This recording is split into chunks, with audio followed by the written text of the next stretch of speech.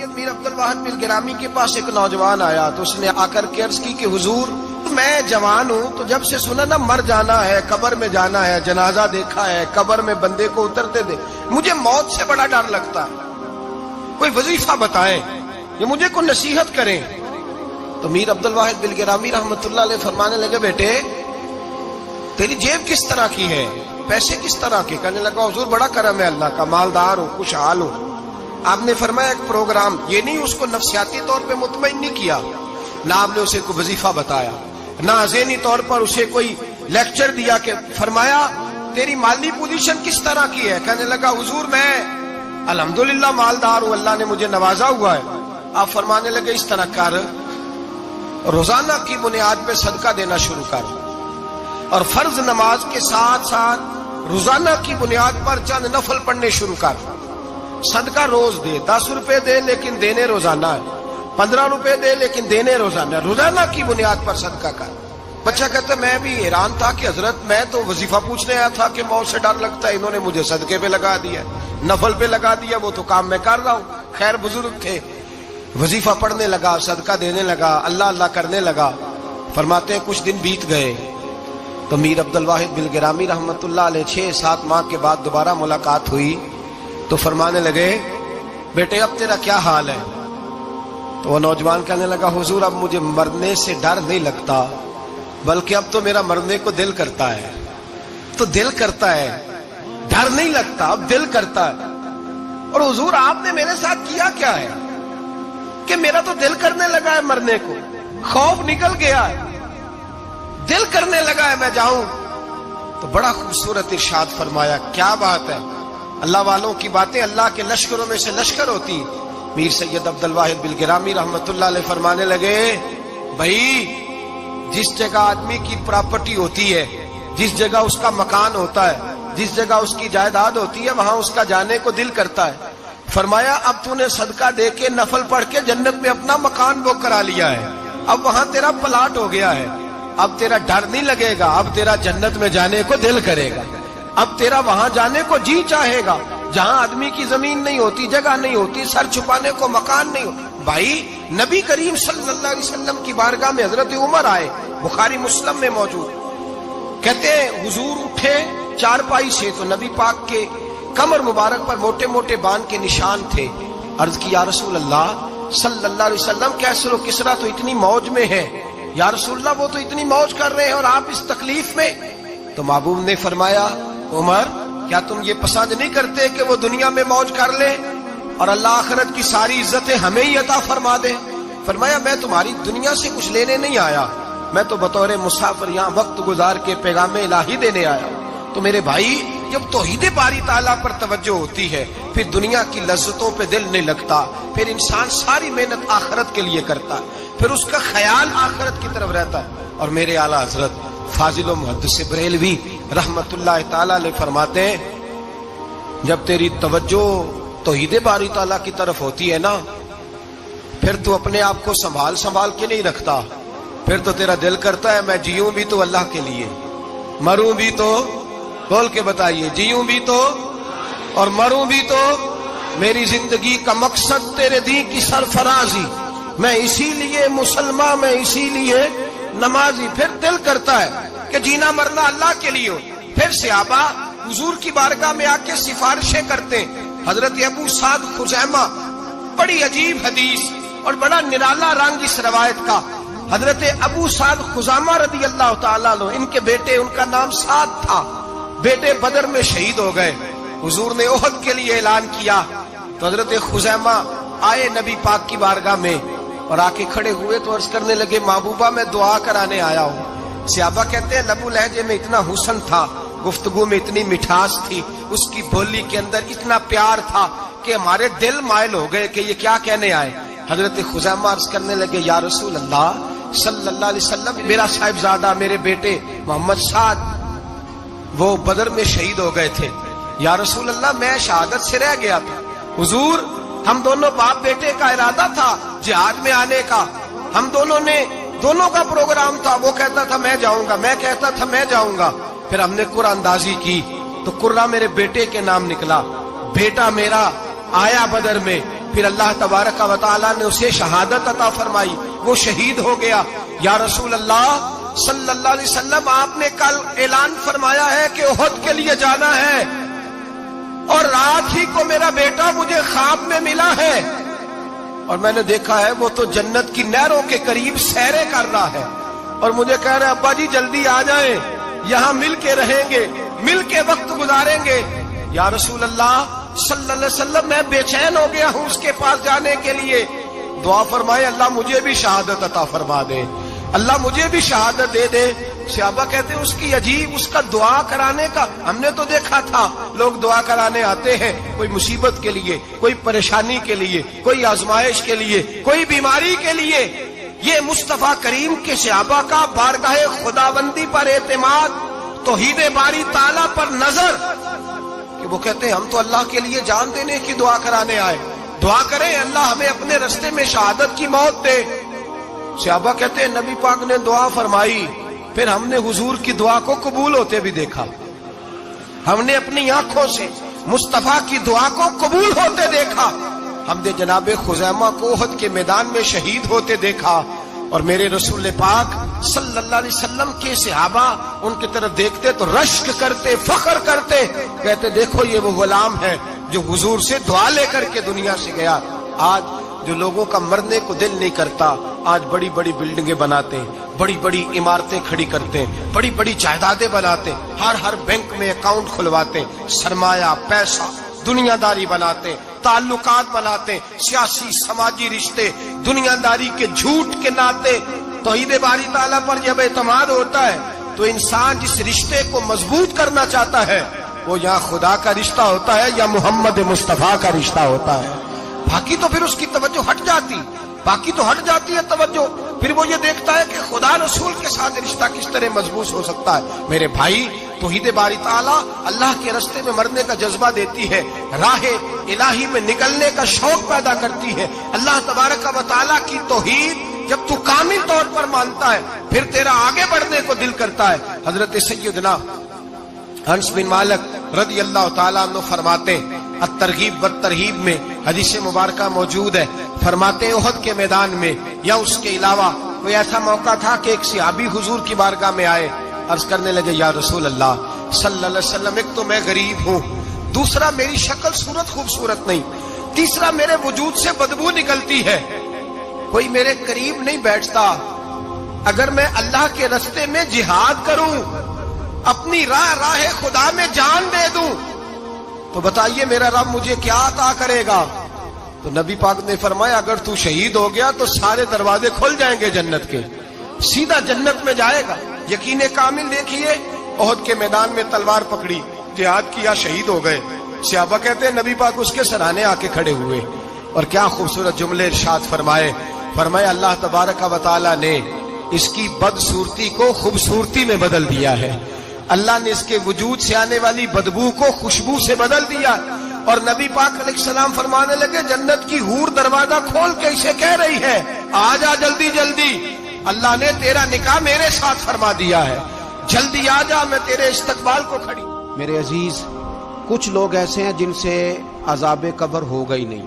میرے رسول کریم صلی اللہ تعالی علیہ وسلم نے ارشاد فرمایا کہ جو اللہ کے راستے میں شہید ہو گیا، یہ سنن نسائی میں موجود ہے، اسے عذاب قبر نہیں ہوگا، بلکہ ایک حدیث میں تو فرمایا حساب کتاب ہی نہیں ہوگا، اللہ بغیر سوال جواب کے جنت عطا فرما دے۔ کچھ لوگوں کو لوگوں کی بخشش پہ بھی مسئلہ ہی بنتا ہے کہ کوئی بخشا نہ جائے۔ اور ایک صاحب کہہ رہے تھے جی یہ کیا معاملہ ہے کہ جمعے کو بندہ مر گیا یا فلانا ہو گیا تو اس سے حساب کتاب نہیں ہوگا، اتنے بڑے جرم لوگوں نے کی، اتنے پاپ، اور جمعے کو مر گیا تو بخشا جائے گا۔ تو میں نے کہا جرموں کا بھی اسے حساب اللہ لے لے گا، لیکن میاں حساب کتاب کی ڈیوٹی نہ اللہ کی ہے تو بہتر یہ ہے کہ اسی کے ہاتھ میں رہے، تو نہ اپنے ہاتھ میں لینے کی کوشش کر۔ سنن ترمذی کی حدیث، ہمیں پتہ نہیں کیا مصیبت ہے، ہمیں پتہ نہیں کیا مسئلہ ہے۔ ایک جنازے سے میں نکلا، آپ یقین کریں کبھی کبھی کلیجہ پھٹ جاتا ہے۔ میں ایک جنازے سے نکلا تو میرے ساتھ ایک بندہ جنازہ پڑھ کے نکلا تو کہنے لگا جی پیر صاحب دیکھیں آج کتنی دنیا آئی ہے، حالانکہ یہ بندہ اس طرح کا تھا، اس طرح کا تھا، اس طرح کا تھا۔ میں نے اسے کہا یار تجھے تو فکر ہی لگ گئی ہے کہیں جنت میں چلا ہی نہ جائے. تو اس طرح کرنا، جنت کے دروازے کے سامنے کھڑے ہو جانا ڈنڈا لے کے کہ میں نے نہیں جانے دینا. شرم آنی چاہیے ہمیں. اللہ فرماتے ہیں جنت اتنی چوڑی ہے جتنے زمین و آسمان ہے، اس کی چوڑائی زمین اور آسمان کے برابر ہے. تو ہم تو اپنے علاوہ کسی کو جانے نہیں دینا چاہتے جنت میں. اور بس کریں، جنت خدا کا فضل ہے، اور اللہ فرماتے ہیں میرا فضل میں جسے چاہتا ہوں عطا کرتا ہوں. یہ سنن ترمذی کی حدیث، اور اس کے راوی حضرت عبداللہ ابن عمر رضی اللہ تعالیٰ عنہ. نبی پاک علیہ السلام نے فرمایا جو مسلمان جمعے کے دن یا جمعے کی رات کو فوت ہو اس کو اللہ تعالیٰ قبر کی آزمائش سے محفوظ رکھتا ہے. جو جمعے کی رات فوت ہو جائے یا جمعے والے، یعنی جمعے رات اور جمعے کی درمیانی رات چلا جائے یا جمعے والے، تو اللہ اسے عذاب قبر سے. تو میرے عزیز، جو بندہ شہید ہو اس سے عذاب قبر نہیں ہوتا. جو آدمی جمعے کے دن یا جمعے کی رات چلا جائے اسے بھی عذاب قبر نہیں ہوتا. اور میرے رسول کریم صلی اللہ تعالی علیہ وسلم نے فرمایا جو بندہ ایک دن اور ایک رات، یہ حدیث صحیح مسلم میں، سنن ترمذی میں، مصنف عبد الرزاق میں موجود ہے، ایک دن اور ایک رات اللہ کی رضا کے لیے اسلامی سرحد پہ پہرا دے. میں اور آپ سوئے ہوئے ہیں، لیکن وہ لوگ جو فوجی بارڈروں پہ کھڑے ہیں، دیکھو مدینے والے محبوب کس کس پہ کرم فرماتے ہیں. ساری عمر نہیں، 24-25 سال کی سروس نہیں، فرمایا ایک دن اور ایک رات اللہ کی رضا کے لیے جو اسلامی سرحد پر پہرا دے، مسلمانوں کو کافروں سے بچائے، رب اسے عذاب قبر نہیں دے گا، اسے اللہ تعالیٰ اپنے فضل سے معاف فرما دے گا. ایک رات اور ایک. آپ کیا سمجھتے ہیں کہ ان فوجیوں کی کوئی چھوٹی شان ہے؟ ان کا کوئی چھوٹا مرتبہ ہے؟ ایک دن اور ایک رات اگر یہ پہرا دیں تو اللہ انہیں اتنا انعام عطا کرتا ہے.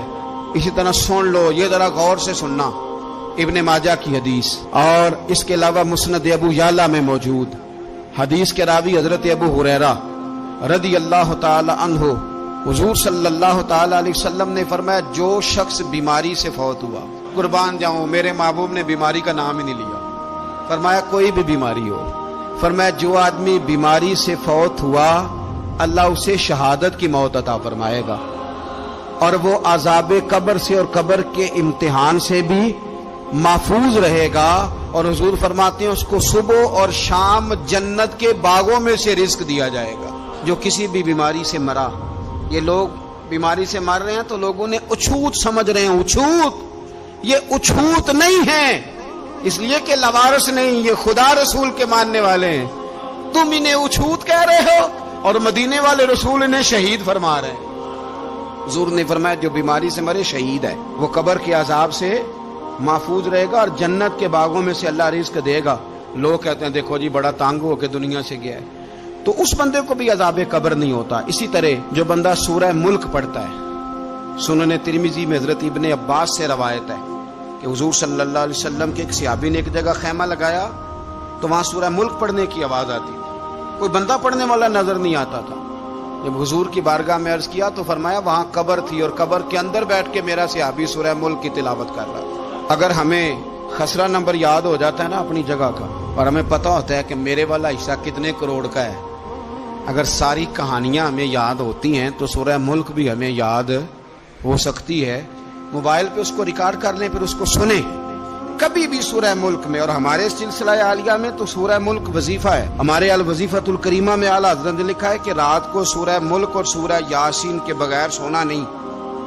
سورہ ملک اتنی شاندار صورت ہے کہ نبی پاک صلی اللہ علیہ وسلم نے فرمایا یہ قیامت کے دن اللہ کی بارگاہ میں ناز سے جھگڑا کرے گی اور کہے گی اے اللہ یہاں تو میرے پڑھنے والے کو جنت عطا فرما یا مجھے قرآن پاک سے علیحدہ کر دے. تو رب کریم پھر اپنے فضل سے پڑھنے والے کو جنت عطا کرے گی. میری اپیل ہے ہر اس شخص سے جو کسی بھی مشکل کا شکار ہے، کسی بھی آزمائش کا شکار ہے، کسی بھی ذہنی پریشانی کا شکار، وہ کسی بھی قسم کے دباؤ کا شکار ہے، کسی الجھن کا شکار ہے، کسی تکلیف میں ہے، کسی درد میں ہے، فقر میں ہے، آزمائش میں ہے، قرض میں ہے، بیماری میں ہے، پریشانی میں ہے، وہ اپنے رب کی بارگاہ میں استغفار پڑھے. استغفر اللہ ربی من کل ذنب واتوب الیہ کثرت کرے، نہیں تو استغفر اللہ استغفر اللہ استغفر اللہ کثرت سے پڑھے. کسی بھی صورت میں اپنے مالک کے حضور استغفار کرتا رہے، کرم ہوتا رہے گا، رحمت ہوتی رہے گی، بخشش ملتی رہے گی. اللہ درگزر فرمائیں گے۔ حضرت امام حسن سے آ کے وظیفہ پوچھا، اس شخص نے کہا حضور اولاد کوئی نہیں تو وظیفہ بتائے، تو آپ نے فرمایا استغفار پڑھا کر، کیا کر؟ اس نے کہا ٹھیک ہے۔ تو حضور پھر میں دوبارہ کب آؤں؟ تو امام حسن کہنے لگے بے اولاد ہے نا تو، استغفار کا وظیفہ بتایا نا؟ کہا ہاں۔ فرمانے لگے اب اس وقت آنا جب اللہ تجھے 10 بیٹے عطا کرے گا۔ کتنے؟ 2 4 نہیں، 10 ہی کہہ دیے۔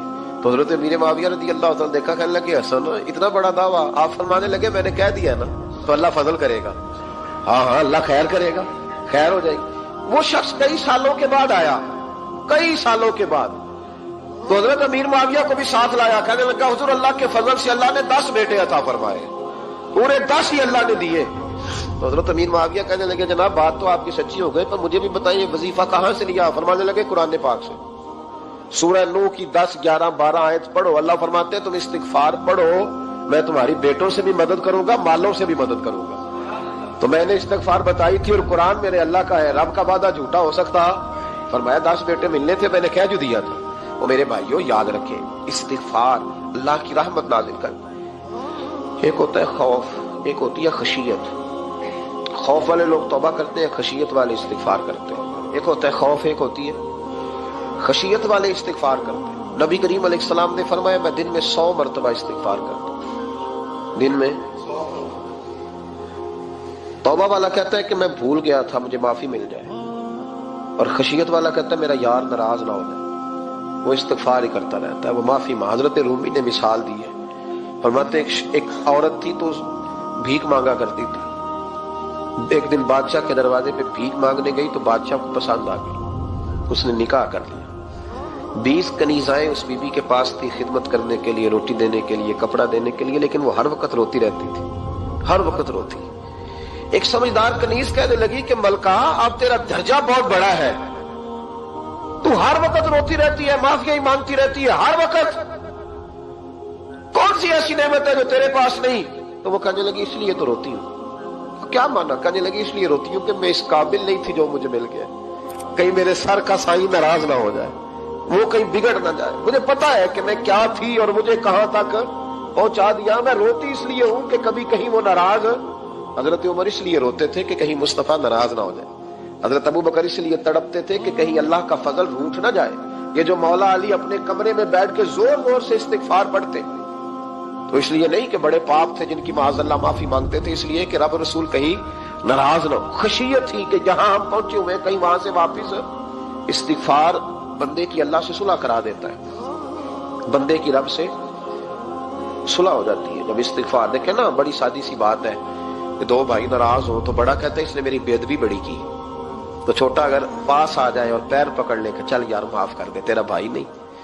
پتہ کیا ہوتا ہے؟ صرف معافی نہیں ملتی، ہاں صرف معافی نہیں، چھوٹے نے بے ادبی کر دی، بڑے کو تکلیف ہوئی، بات جب آگے بڑھی نا تو بڑے نے شکوہ کیا، جب لوگوں نے چھوٹے کو سمجھایا تو چھوٹا جب معافی مانگتا ہے، ادھر دیکھو میری طرف، جب چھوٹا معافی مانگتا ہے نا اٹھ کے جاتا ہے اور بڑے کے پیر پکڑتا تو میرا معاف نہیں کرتا، بڑا رو بھی پڑتا ہے، بڑا رو بھی پڑتا ہے، اور وہ کہتا ہے کہ وہ میں اور تم اماں کے پاس اکٹھے بیٹھتے، ایک باپ کی موٹر سائیکل پہ اکٹھے بیٹھتے، تو تیرا اور میرا رشتہ یار تو نے یہ کیوں؟ وہ جو آنسو نکلتے ہیں نا وہ درد ہوتا ہے، وہ کیف ہوتا ہے، وہ سوز ہوتا ہے، وہ لذت ہوتی ہے، وہ پیار ہوتا ہے۔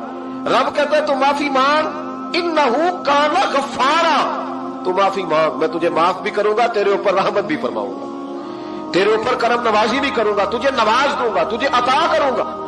حضرت موسیٰ کلیم اللہ علیہ السلام کا زمانہ مبارکہ تھا، قحط پڑ گیا، بارش نہیں ہوتی۔ ہم لوگ نا اب تو خیر ہمارے پاکستان میں تو ٹیبل ٹاک ہوتی ہے، ٹاک شو ہوتے ہیں، ہمارے ہاں تو پتہ کیا جاتا ہے کہ بارش ہو کیوں نہیں رہی، اور اس پہ یہ ہوتا ہے کہ دھواں بڑا چڑھ گیا ہے، حالات بڑے خراب ہیں، فلاں ایسے ہو گیا قحط کا۔ ہم تو اسباب تلاش کرتے رہتے ہیں نا جی، پھوک بہت زیادہ ہے، فلاں چیز ایسے ہے، فلاں چیز ایسے، ہم تو یہ تلاش کرتے رہتے ہیں۔ وہ لوگ یوں نہیں کرتے تھے، وہ سیدھے جا کے مسلوں پہ بیٹھتے تھے، اس لیے کہ وہ کہتے تھے جب رب چاہتا ہے تو پھر کوئی چیز کسی چیز کو روک سکتی، وہ سیدھے مسلے پہ بیٹھتے۔ اعلیٰ حضرت فاضل بریلوی رحمۃ اللہ علیہ کے پاس ایک مولانا محمد حسین آئے، وہ فلکیات کے بڑے ماہر تھے، تو اعلیٰ حضرت نے فرمایا ذرا ستاروں کا حساب لگا کے دکھاؤ بارش کب ہوگی؟ کہنے لگا پورا مہینہ تو نہیں ہوگی، تو اعلیٰ حضرت رحمۃ اللہ علیہ فرمانے لگے کہو کہ میرا علم کہتا ہے مہینہ نہیں ہوگی، اللہ چاہے تو ابھی ہو سکتی ہے۔ کہنے لگا جی وہ تو ٹھیک ہے پر میرا علم، وہ جیسے روز لوگوں نے پیر نیٹ ٹو شہنشاہ صاحب نہیں کھولے ہوتے کہ بارش کب آئے گی، اور اس کی طرف نہ دیکھ، مصلے پہ بیٹھ، مہربانی کر مصلے پہ بیٹھ، اللہ کی بارگاہ میں حاضر ہو، اس سے معافی مانگ، اسے منا تاکہ وہ رحمت کی بارش۔ کہنے لگا جی میرا علم کہتا ہے، تو اعلیٰ حضرت فرمانے لگے پھر وہی بات، تو کہہ اللہ چاہے تو بارش ابھی، لیکن یہ جو اڑ گئے ہیں نا بیچارے، یہ اڑ ہی گئے ہیں، یہ جہاں الجھ گئے ہیں وہاں یہ لوگ الجھ گئے، اللہ ہمیں الجھنے سے محفوظ فرمائے۔ تو اعلیٰ حضرت اٹھے تو فرمایا ٹائم کیا ہوا ہے گھڑی پہ؟ کہنے لگا جی 12۔ تو اعلیٰ حضرت نے گھڑی گھمائی، اب کیا بج گیا؟ کہنے لگا 4 بج گئے۔ فرمانے لگے بج گئے نا 4؟ کہنے لگا جی آپ نے گھڑی گھما جو دی ہے۔ فرمانے لگے اللہ بھی جب چاہے تو ستارے گھما دیتا ہے، اللہ بھی ستارے گھما دیتا ہے بارش۔ کہنے لگا جی وہ تو ٹھیک ہے پر مہینہ نہیں ہو سکتی، اڑا ہوا بندہ اس کا کوئی علاج ہے جو اڑ جو جائے، اس کے لیے قرآن کہتا ہے وَإِذَا خَاطَبَهُمُ الْجَاهِلُونَ قَالُوا سَلَامًا، اسے سلوٹ کرو دور سے، اسے کو تو جان اور تیرا۔ کہنے لگا جی ہو نہیں سکتی پورا مہینہ۔ فرمانے لگے یار تو جا اپنا کام کر۔ وہ شخص کہتا ہے میں نے دروازہ کھولا اعلیٰ حضرت کا، کمرے سے باہر نکلا تو تیز بارش ہو رہی، واپس آیا تو میں نے کہا احمد رضا یہ عقیدہ کہاں سے لیا ہے؟ فرمایا دروازہ مصطفیٰ سے لیا ہے صلی اللہ علیہ وسلم۔ تو یاد رکھیں کہ اللہ کو منانا چاہیے، استغفار کرنا چاہیے۔ پھر غور کر لیں اس بات پر کہ وہ کتنا عظمت اور رفت والا شخص ہے جس کی اللہ کی نظر میں عزت ہے، جو اللہ کے ہاں قابل اکرام ہے، مالک کے ہاں۔ عزت، تعظیم اور توقیر یہ مسلمان کا خوبصورت عمل ہے، ان سے ایک اچھا اور خوبصورت معاشرہ جنم لیتا ہے۔ لیکن اگر بڑوں کو تکلیف دی جائے، بزرگوں کی بے ادبی کی جائے، معاشرے میں بگاڑ بھی پیدا ہوتا ہے اور بدصورتی بھی پیدا ہوتی ہے، بدصورتی پیدا ہوتی ہے، بدبو پھیلتی ہے، اس سے معاشرے کا حسن مان پڑتا ہے۔ بڑوں کو تکلیف نہ دے، آزمائش میں مبتلا نہ کرے۔ جس کو اللہ تبارک و تعالی نے ہم سے بڑا کیا ہے، علم میں کیا ہو، عمل میں کیا ہو، تقوی میں کیا ہو، یا ویسے ہی دین کے اندر اس کی داڑھی سفید ہو گئی، اس شخص کا اکرام کرے، اس کو عزت دے، اس کے ساتھ ادب والا معاملہ کرے۔ یہ چیز سنوارتی ہے مسلمانوں کو۔ آج کل بے ادبی عام ہو گئی ہے، معاشرے میں زیادہ پاورفل وہ لوگ ہیں جن کی زبانیں زیادہ لمبی ہیں، جو عزتیں زیادہ اتارتے ہیں، لوگ ان سے زیادہ ڈرتے ہیں، اپنے آپ کو ان لوگوں نے بڑا پاورفل سمجھنا شروع کر لیا۔ بلکہ بدتمیزوں کی ایک اچھی ٹیم تیار کر لی جائے تو انسان بہت بڑا اونچا عہدہ بھی حاصل کر سکتا ہے، معاذ اللہ تعالی۔ یہ رواج اچھا نہیں، یہ انداز درست نہیں ہے، یہ طریقہ کار، یہ خوبصورت لوگوں کا طریقہ نہیں، یہ حسین معاشروں کا یہ انداز نہیں ہے۔ یعنی قومی سطح کے لوگ جو دنیا کے اندر کسی ملک کی نمائندگی کریں، وہی اگر ایک پریس کانفرنس اور گھنٹے کے بعد دوسری پریس کانفرنس، فلانے نے کیا وار تو دوسرے نے دیا جواب، تو یہ انداز مہذب قوموں کا نہیں ہوتا، اس سے امیج خراب ہوتا ہے۔ یہی انداز اب ہمارے گھروں میں چلتا ہے، کسی کی ایک بات پر جب تک سامنے والا 11 باتیں نہیں کرتا اتنی دیر تک اس کی روح کو، اس کے دل کو تسلی نہیں ہوتی۔ یہ چیزیں عروج پکڑتی جا رہی ہیں۔ بزرگ تکلیف میں ہیں، بڑے درد میں ہیں۔ میں نے پہلے بھی ایک دفعہ عرض کیا تھا، ایک بزرگ مجھ سے کہنے لگے کہ آپ دعا کریں میرے بیٹوں کو اللہ نرمی عطا کر دے، وہ بولتے نہیں ٹھیک، ان کا لب و لہجہ صحیح نہیں ہے۔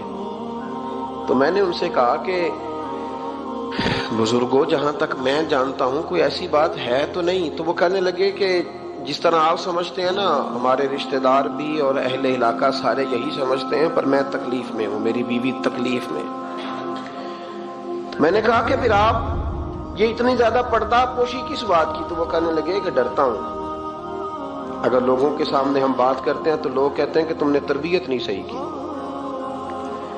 اگر میں بات کرتا ہوں تو لوگ مجھ پہ شک کرتے ہیں، کہتے ہیں تو نے رزق نہیں صحیح کھلایا، تو میں درد میں رہتا ہوں، کپڑا اٹھاؤں گا تو میرا اپنا بدن برہنہ ہو جائے گا۔ یار وہ کتنی تکلیف میں ہے باپ جو اپنے سگے بیٹے سے بات نہیں کرتا کہ پتہ نہیں کہاں سے بولے گا،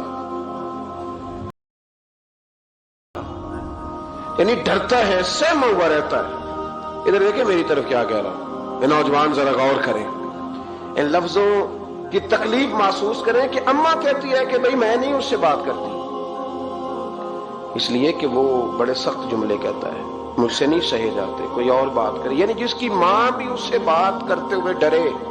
کوئی نہیں سمجھ آئی آپ کو میری بات کی؟ جس کا والد بھی اس سے بات کرتے ہوئے سہم جائے اور وہ بندہ کہے کہ میں نے تو MBA کیا ہوا ہے، میں تو معاشرے میں جانا پہچانا جاتا ہوں، اللہ کا شکر ہے جی اللہ نے بڑی عزت دی ہوئی ہے، وہ یہ لفظ کہے تو اسے شرم آنی چاہیے۔ جس کے استاد بھی اسے کام بتاتے ہوئے ڈرے کہ بدتمیز ہے، نہیں کرے گا کہ نہیں۔ اگلے لفظ اس سے بھی خطرناک ہیں، جس کا مرشد بے جھجک جسے کام ہی نہ بتا سکے اور جس کو کام کہنا ہی چھوڑ دے، جس کے حوالے سے لوگ خاموش ہو جائیں کہ بس مطلب کیا ضرورت ہے، جب اس پہ بات بوجھ بنے گی تو اس شخص کو پھر سوچنا چاہیے نا کہ وہ زندگی کس لیے گزار رہا، اس کا پھر انداز کیا ہے۔